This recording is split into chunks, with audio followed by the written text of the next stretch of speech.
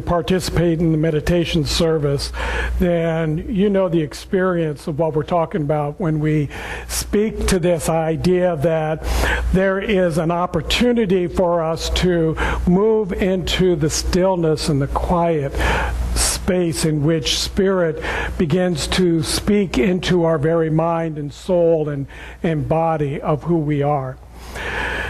The practitioners each month, as they have shown up, are creating these incredible altars that display in some form, in some symbol, the ideas that we're speaking about. So not only are you hearing the words, but you're also getting this visual that is just extraordinary. And each month it changes. And every month I'm astounded at the beauty and the excellence that is being shown in these altars, in this creativity.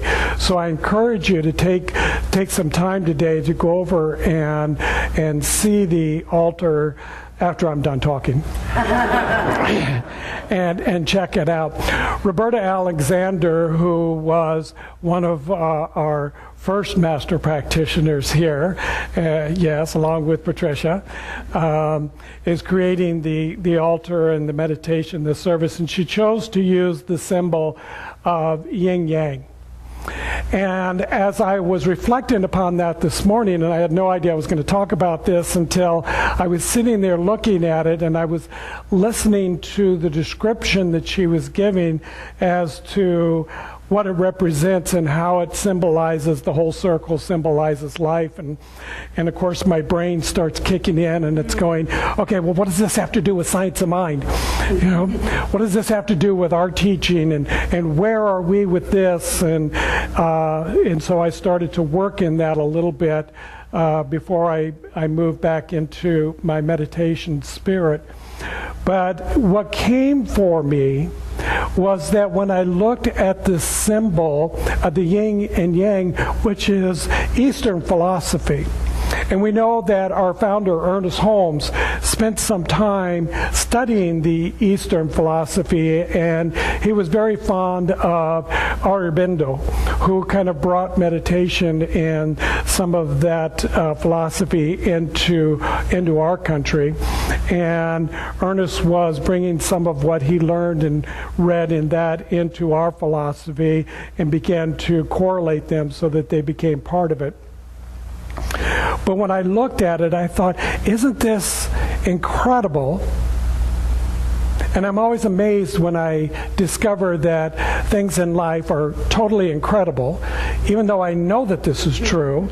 But it reminds me so often that here's something incredible. There's a universal language going on.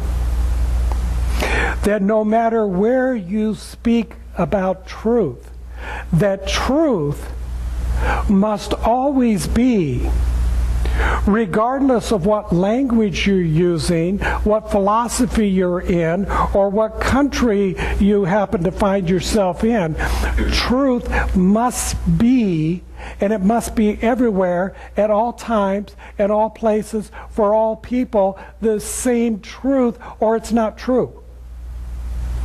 We know this when we look at the laws of nature, like the law of gravity, and it makes no difference whether you're on the North Pole or the South Pole or someplace around the equator.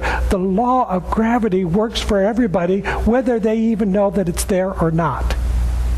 So here's this symbol, this universal symbol of the circle that stands for life. It stands for all that is.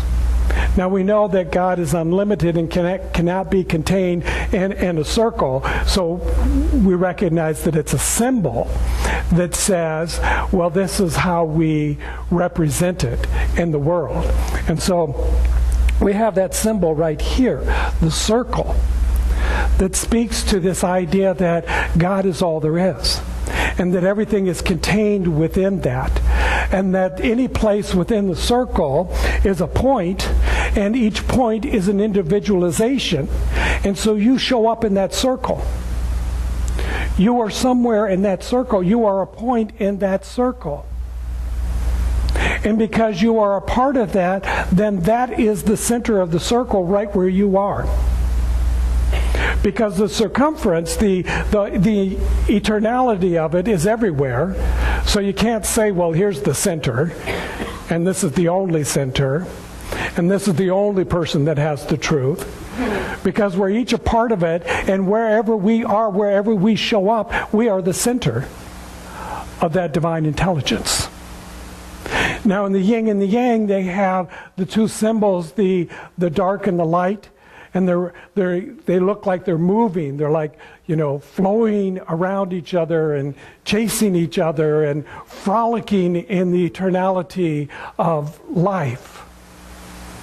And in Science of Mind, we talk about this in words that says that what God is, the nature of God, is love. And the way it works is the law. And you can't have the completion of it without both of them being present. So when I was looking at that and I was seeing the dark part, and Roberta mentioned that it was kind of like the shadow part, and I realized, well, that's how we see the law. The law is something that is impersonal. It doesn't care. It doesn't sit there and think about you. You might want it to, but it doesn't. It's impersonal. It's not making any choices. It's not making any selection. It does not bring forth favoritism. It works for everybody or it doesn't work at all. That's the law. It's impersonal. It's not trying to figure out whether you've been good, bad, ugly, or indifferent. It doesn't care. That's what it means to be impersonal. It just does what it's called to do. And what is it called to do? It's called to do what that other aspect is bringing forth, that is love. That says the nature of the divine intelligence, the infinite life, the Almighty, God, Allah, whatever you want to call it, the nature of that is love. That's all it can do, is express love. And how does it do love? It is creative. The nature of this infinite intelligence, this absolute life, is creativity. It has to be. Just look around yourself. Look into the world. What's happening? Creation. In whatever way you want to define that, there is something being created all the time. Because it doesn't stop. It's not like, okay, well, in the first 6 days he created the world and then stopped. And nothing else happened. The truth of it is that it is forever ongoing and expanding and increasing and multiplying and bringing forth something even greater, something more magnificent. It does not end. Otherwise, it wouldn't be limitless. It would be limited and it'd be all done and it'd be all over with. See, some people like to think that we're only here when we're here, and when we're not here, we're nowhere. It's all done and gone. People have said it's like you're not getting out of this alive. You'll have this experience of birth and death, something in between, and then it's over with. That is not the nature of this divine intelligence. It is forever creating. It has to. It's the only way it can be expressed in the unlimited potential of what it is. To be an experience and to be an expression. And so we have an opportunity to, as I like to see it, because the truth of it is, in all of the readings and all of the studies that I've found, that there really is no one definition about life. We're all trying to figure it out.